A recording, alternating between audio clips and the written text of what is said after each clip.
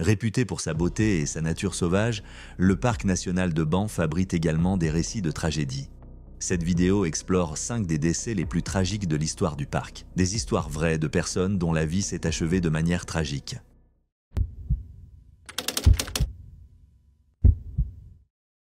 Le 2 janvier 2001, dans le parc national de Banff, en Alberta, Frances Frost, une artiste et danseuse de 30 ans, décida de faire une randonnée en ski de fond en solitaire près du lac Minnewanka. Elle se remettait d'un rhume et était impatiente de profiter à nouveau de la nature. Le sentier Cascade Fire Road lui était familier et elle se sentait en confiance pour partir seule. Frances avait grandi à Edmonton et était passionnée d'art et d'aventure. Elle avait dansé avec le Ballet North et travaillé comme danseuse en résidence au Banff Centre. En dehors de la scène, elle était guide au parc provincial de Kananaskis, passant souvent ses journées en pleine nature. Cet après-midi-là, Frances quitta Banff à midi, enthousiaste à l'idée de sa randonnée. Des habitants la virent sur le sentier, profitant de la journée hivernale. Cependant, caché dans les arbres à proximité se trouvait un cougar qui avait récemment montré un comportement inhabituellement audacieux. Plus tôt dans la journée, des responsables de la faune avaient reçu des signalements d'un cougar attaquant un chien près d'une habitation à Banff. Un autre incident concernait une femme et son chien qui avaient été suivis près de Middle Springs. Ces événements indiquaient que l'animal cherchait de la nourriture et devenait moins méfiant envers les humains. Frances skiait depuis environ 90 minutes et n'était plus qu'à 300 mètres de sa voiture.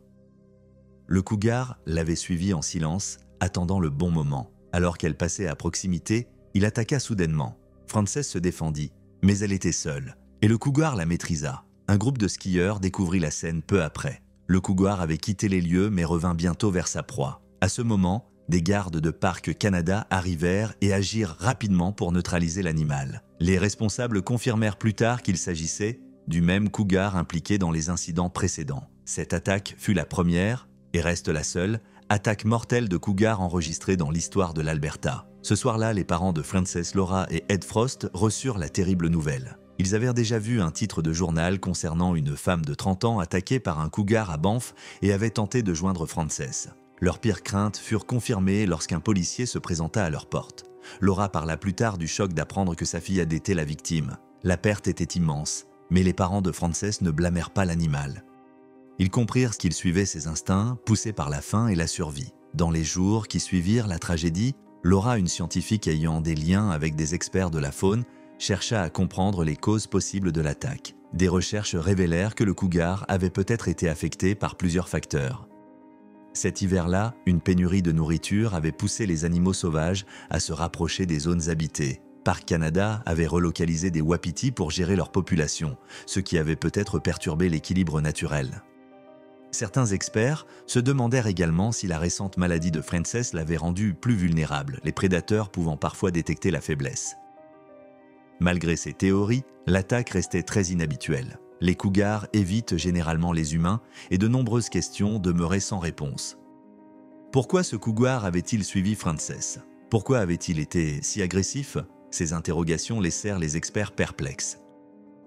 La famille et les amis de Frances pleurèrent la perte d'une femme vibrante et créative, qui embrassait la vie avec énergie et passion. Malgré leur douleur, ses parents trouvèrent du réconfort en sachant qu'elle faisait ce qu'elle aimait, profiter de la nature. En sa mémoire, ils continuèrent à skier chaque année sur le sentier Cascade Fire Road, honorant l'endroit qu'elle chérissait. Au fil du temps, Banff a renforcé ses efforts pour gérer les interactions entre la faune et les humains. Les observations de cougars persistent, mais les responsables surveillent et gèrent les risques près des zones habitées. L'histoire de Frances rappelle à quel point la nature peut être imprévisible. En janvier 2021, pour le 20e anniversaire de la disparition de Frances, Laura se demanda si les choses auraient été différentes si Frances n'avait pas été seule ce jour-là. Ses pensées la hantèrent, mais il n'y eut jamais de réponse définitive. Aujourd'hui, Parc Canada continue de chercher un équilibre entre la faune et les activités humaines dans le parc. L'histoire de Frances Frost est commémorée non seulement pour sa tragédie, mais aussi pour son esprit aventureux et son profond lien avec la nature, une vie vécue avec passion et créativité.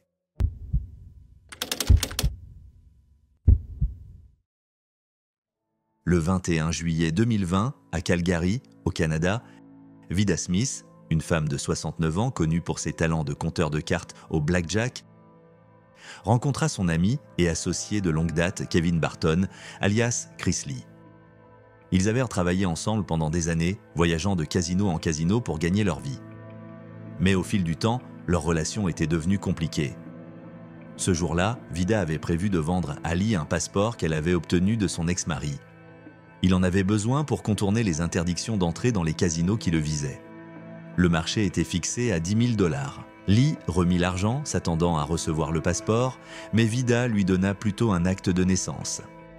Lorsqu'elle tenta de partir avec l'argent, les tensions montèrent. Lee témoigna plus tard qu'il avait attrapé Vida pour l'empêcher de partir.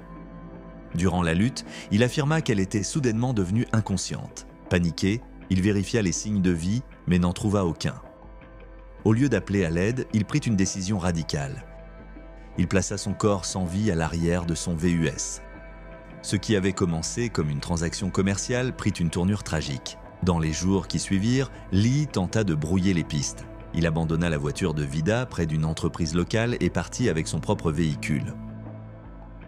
Pendant plusieurs jours, il garda ses restes dans son VUS, tout en essayant de déterminer sa prochaine étape. À un moment donné, il envisagea de fuir dans la nature, mais y renonça finalement. Il se rendit à Edmonton avant de retourner à Calgary. Le 22 juillet, Vida fut signalée disparue. Lorsqu'elle ne rentra pas chez elle, les inquiétudes grandirent et les autorités lancèrent une enquête. Rapidement, les soupçons se portèrent sur Lee. Des images de surveillance confirmèrent qu'il était la dernière personne à l'avoir vue. Après l'avoir surveillée pendant plusieurs jours, la police l'arrêta. Dans son véhicule, ils trouvèrent le sac à main, le téléphone et le portefeuille de Vida. À côté d'eux se trouvaient 5 armes à feu chargé, des munitions et des objets suggérant qu'il avait tenté de dissimuler ce qui s'était passé. Les preuves forensiques racontèrent une histoire troublante. Des traces de sang de Vida furent retrouvées dans le VUS de Lee et son ADN fut découvert sur une paire de menottes. Les enquêteurs déterminèrent qu'elle avait lutté à l'intérieur du véhicule avant de perdre connaissance. Malgré les affirmations de Lee selon lesquelles il s'agissait d'un accident, les preuves suggéraient le contraire. Lee fut inculpé et reconnu plus tard en cour être responsable de la mort de Vida, bien qu'il insista pour dire qu'il n'avait jamais voulu que cela arrive. En 2023, il fut reconnu coupable d'homicide involontaire. Cependant, une question majeure demeurait: où se trouvait le corps de Vida? Pendant près de 3 ans, la famille de Vida chercha des réponses. Finalement, Lee conduisit les autorités à une aire de repos le long de la Transcanadienne dans le parc national de Banff, affirmant que c'était là qu'il avait laissé ses restes. Cependant, en raison des conditions météorologiques difficiles et du terrain accidenté, la recherche fut complexe. Ce n'est qu'en 2023 que les autorités retrouvèrent finalement les restes de Vida à l'aire de repos. Un endroit fréquenté par les voyageurs et les cyclistes. Pour sa famille, ce fut un moment de soulagement et de chagrin. La fille de Vida, Neda Power, exprima sa douleur en cours, déclarant que Lee avait traité sa mère comme si elle ne valait rien. Ces mots reflétaient la profonde perte qu'ils avaient endurée. Vida et Lee avaient bâti un partenariat dans le monde du jeu, mais au fil des années, la confiance s'était érodée.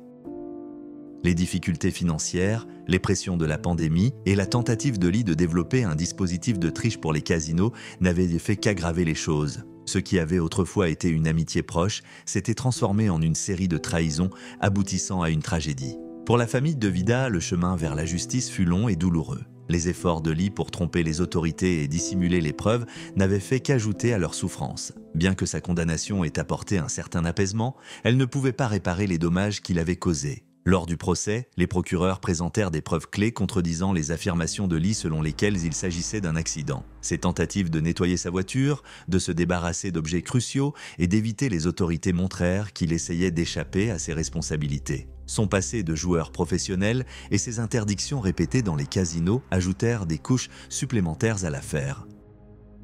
Ce qui arriva à Vida Smith soulève des questions troublantes sur la confiance, la tromperie et la cupidité. Si Lee s'était simplement éloigné ce jour-là, les choses auraient-elles pu se terminer différemment? Leur partenariat était-il déjà au point de non-retour ou ce moment unique a-t-il scellé le destin de Vida? Alors que Lee purge sa peine, la famille de Vida continue de faire son deuil. La découverte de ses restes apporta des réponses longtemps attendues, mais elle n'effaça pas la douleur de savoir que quelqu'un en qui elle avait autrefois eu confiance l'avait trahi de la pire manière possible.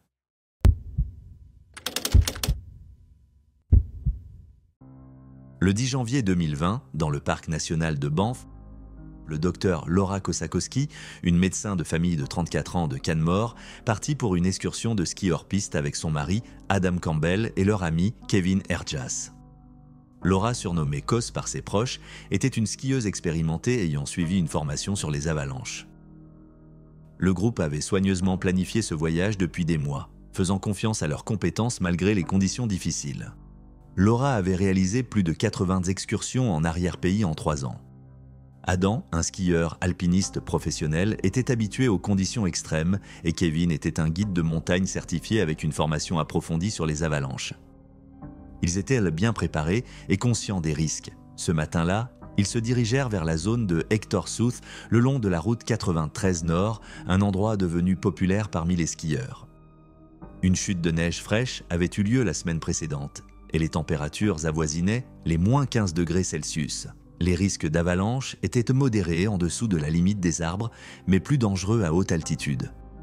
Malgré cela, ils avancèrent, équipés de balises d'avalanche et de fournitures d'urgence. Leur matinée se déroula comme prévu. Ils évaluèrent soigneusement les conditions de neige et descendirent les pentes.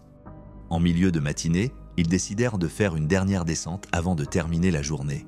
Adam et Kevin partirent en avant tandis que Laura se préparait pour sa descente.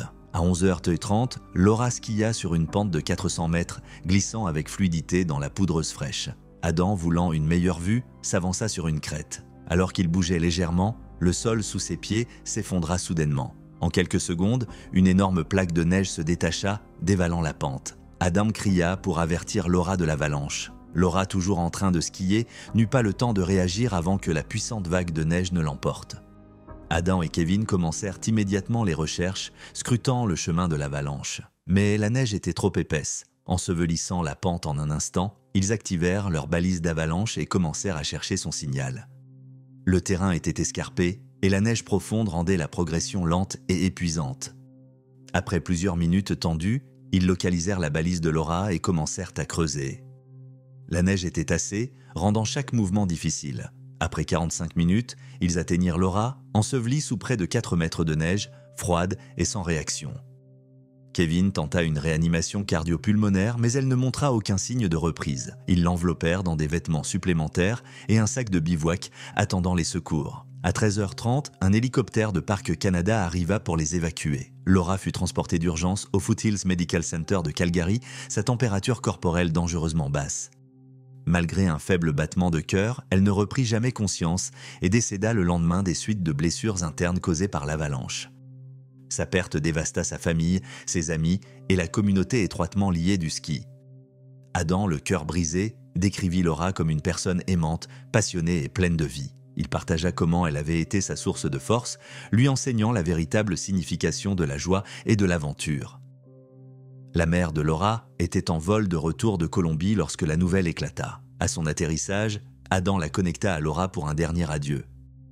Malgré leur expérience, plusieurs facteurs contribuèrent à la tragédie. Adam réfléchit plus tard à la sous-estimation des dangers spécifiques de la pente, où la neige fraîche, le vent et le terrain avaient rendu la zone plus instable qu'il ne l'avait anticipé.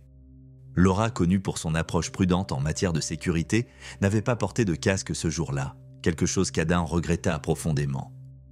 Bien qu'il n'y ait aucun moyen de savoir si cela aurait changé l'issue, il ne put s'empêcher de se demander si cela aurait fait une différence. Les montagnes sont imprévisibles, peu importe à quel point on est compétent ou préparé. Les réflexions d'Adam soulignent l'importance d'une vigilance constante, de la communication et de ne jamais sous-estimer les risques. Laura Kosakowski était une médecin dévouée, une épouse aimante et une aventurière qui embrassait la vie avec passion et résilience. Elle laissa derrière elle un impact durable sur ceux qui la connaissaient et l'aimaient. Mais des questions persistent.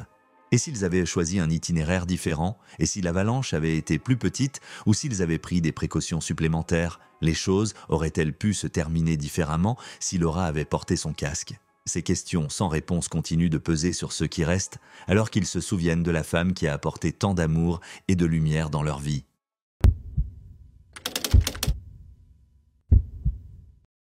Le 5 octobre 2022, dans les Rocheuses canadiennes, Daniel Héritage, un Australien de 28 ans originaire d'Adélaïde, vivait le voyage de sa vie avec sa femme, Emma. Le couple avait passé des mois à explorer le Canada, à randonner et à escalader ensemble. Tous deux étaient des grimpeurs expérimentés, et pour leur dernière ascension de la saison, ils choisirent la voie Mother's Day Buttress sur le mont Cascade. Un itinéraire qu'ils se sentaient confiants de maîtriser. Daniel et Emma étaient ensemble depuis l'âge de 18 ans, partageant un amour profond pour l'aventure. Alors qu'ils progressaient sur la montagne, ils discutaient et riaient, enthousiasmés par l'avenir. Mais à mesure qu'ils grimpaient plus haut, la journée prit un tour tragique. Emma se souvint clairement de ce moment. Daniel venait de terminer une section difficile sur le 5e relais, une fissure raide en coin. Il s'exclama que c'était plus dur que prévu avant de disparaître de sa vue. Elle attendit son signal habituel, le cri de sécurité, mais il ne vint jamais. Les minutes passèrent, puis 10, puis 15, un sentiment d'angoisse l'envahit. Puis, soudainement, la corde entre eux se détendit. Le cœur d'Emma battit la chamade alors qu'elle appelait, sa voix empreinte d'inquiétude. Pas de réponse, puis elle vit la corde dégringoler, et ensuite Daniel. Il tombait rapidement, heurtant des rebords sur son passage. Emma ne put rien faire d'autre que regarder, horrifiée, alors qu'il disparaissait au-delà du bord de la falaise. Lorsqu'il atterrit, Emma se précipita vers Daniel, mais il était inconscient. Elle appela à l'aide, le tenant sur ses genoux, chuchotant, espérant un miracle. Les seuls sons étaient sa respiration et le mouvement de la corde.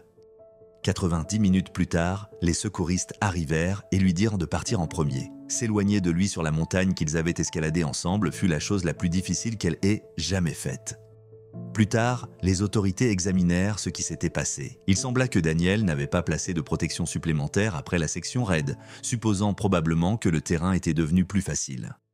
Emma ne sut jamais exactement ce qui avait causé sa chute. Peut-être une pierre instable, peut-être un simple faux pas. Elle ne le saurait jamais avec certitude. Dans les jours qui suivirent à l'accident, elle dut raconter l'expérience en détail aux enquêteurs. Revivre ce moment fut douloureux, mais sa déclaration était nécessaire pour compléter les rapports. Puis vint un autre défi dévastateur, ramener Daniel chez lui. Leur assurance voyage ne couvrait pas les décès accidentels et Emma se retrouva soudainement face à un fardeau financier énorme. Aucune entreprise de pompes funèbres n'accepta Daniel sans un dépôt de 12 000 $.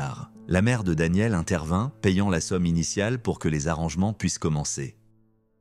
Mais Emma avait encore besoin de 8 000 $ supplémentaires pour le vol et de 15 000 $ pour les frais funéraires. Voyant ces difficultés, sa sœur jumelle Jessica lança une collecte de fonds. Dans un élan de soutien impressionnant, les dons affluèrent, dépassant les 42 000 $. Grâce à la générosité d'amis, de la famille et même d'inconnus, Emma put ramener Daniel chez lui. Cherchant toujours à faire son deuil, Emma retourna au mont Cascade quelques semaines plus tard. Elle grimpa jusqu'à l'endroit exact où Daniel était tombé, s'attendant à être submergée par le chagrin. Au lieu de cela, elle ressentit de la frustration. Comment cela avait-il pu arriver ? Ils étaient que des grimpeurs expérimentés sur un itinéraire familier. Cela n'avait aucun sens, mais elle savait qu'il n'y avait pas de réponse. Malgré le chagrin, elle choisit de s'accrocher aux belles années qu'ils avaient partagées. Daniel n'était pas seulement son mari, il était son meilleur ami, son partenaire, son compagnon d'aventure. La vie qu'ils avaient construite ensemble signifiait tout pour elle. Et bien que son absence laisse un vide, elle savait qu'elle devait continuer à avancer. Aujourd'hui, des années plus tard, Emma a trouvé un moyen de vivre avec cette perte. Elle ne s'attarde plus sur la chute ou ses causes. Au lieu de cela, elle choisit de se souvenir de l'amour qu'ils ont partagé et de l'incroyable voyage qu'ils ont vécu ensemble. Dans un hommage à Daniel, elle écrivit un jour qu'il avait été son meilleur ami, l'amour de sa vie et son compagnon d'aventure. Leur temps ensemble fut écourté, mais une chose restera toujours, Daniel sera toujours avec elle.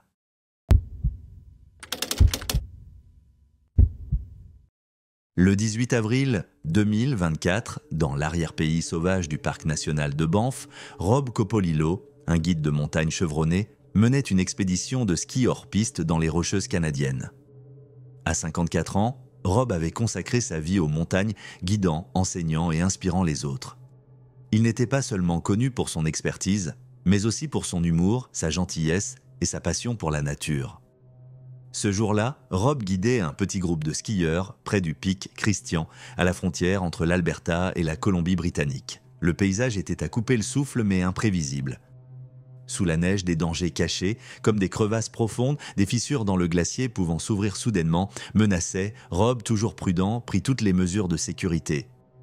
Lui et son équipe vérifièrent soigneusement le terrain, s'assurant d'un itinéraire sûr. Mais malgré son expérience, la nature se révéla imprévisible. Sans avertissement, le sol sous ses pieds s'effondra. Rob tomba dans une crevasse profonde, disparaissant dans les profondeurs glacées. Son équipe réagit immédiatement, essayant de l'atteindre tout en appelant à l'aide. Le signal de détresse fut relayé au Icefall Lodge, un avant-poste isolé près du champ de glace Lyell. En quelques heures, Parc Canada envoya une équipe de secours en hélicoptère transportant 3 spécialistes sur les lieux. Au moment de leur arrivée, le groupe de Rob avait réussi à le sortir de la crevasse et lui administrait les premiers soins. Cependant, Rob était dans un état critique. Il était resté piégé dans des températures glaciales pendant près d'1 heure et ses blessures étaient graves. L'équipe de secours travailla d'urgence pour le stabiliser avant de l'évacuer par hélicoptère vers Lake Louise. De là, un hélicoptère médicalisé STAR, Shock Trauma Air Rescue Service, le transporta au Foothills Medical Center de Calgary à 2 heures de route. Malgré les efforts des professionnels de santé, Rob ne reprit jamais conscience.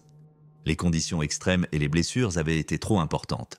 La nouvelle dévasta la communauté de l'alpinisme. Rob n'était pas seulement un guide, il était un mentor et un ami. Son entreprise, Veta Mountain Guides, était très respectée et il avait grandement contribué au monde de l'escalade et du ski. Il avait coécrit The Mountain Guide Manual et avait beaucoup écrit sur la sécurité en plein air, partageant son expertise avec les aspirants aventuriers. Ceux qui le connaissaient le décrivirent comme plus grand que nature. Brian Lazar, un guide et ami proche, se souvint que Rob n'était pas seulement un homme de montagne et que cela ne représentait qu'une petite partie de qui il était. Son humour contagieux et ses récits vivants le rendaient inoubliable, rendant les montagnes moins intimidantes. Le plus grand amour de Rob, cependant, était sa famille. Il était marié à Rebecca Yarmouth et ensemble, ils avaient 2 fils, Dominique et Lucas. Le perdre fut déchirant pour eux. Il avait toujours équilibré son amour pour l'aventure avec son rôle de mari et de père dévoué. Suite à son décès, la communauté de l'alpinisme se mobilisa pour soutenir sa famille. Une page GoFundMe fut créée et recueillit rapidement des milliers de dollars. Des messages d'amour et de gratitude affluèrent du monde entier, reflétant l'impact profond que Rob avait eu sur tant de vies. Malgré toutes les précautions, l'accident était inévitable. Rob comprenait l'imprévisibilité des montagnes, mais cela ne l'empêchait pas d'explorer. Il vivait selon une philosophie simple: embrasser l'aventure, repousser les limites et profiter du voyage. Il encourageait les autres à faire de même, leur rappelant que la vie est faite pour être vécue pleinement. Sa femme, Rebecca, s'était un jour demandé pourquoi il irait dans un endroit où l'on peut être là un instant et disparaître le suivant. Pour Rob, la réponse était claire. Les montagnes n'étaient pas seulement synonymes de risque, c'était là qu'il se sentait le plus vivant. Les gens peuvent se demander: et s'il avait été à quelques pas de cette crevasse? Et si les secours étaient arrivés plus tôt? Ces questions resteront toujours sans réponse, mais une chose est certaine, l'héritage de Rob perdure. Les leçons qu'il a enseignées, les rires qu'il a partagés et les vies qu'il a touchées continueront de résonner à travers les sommets qu'il aimait tant.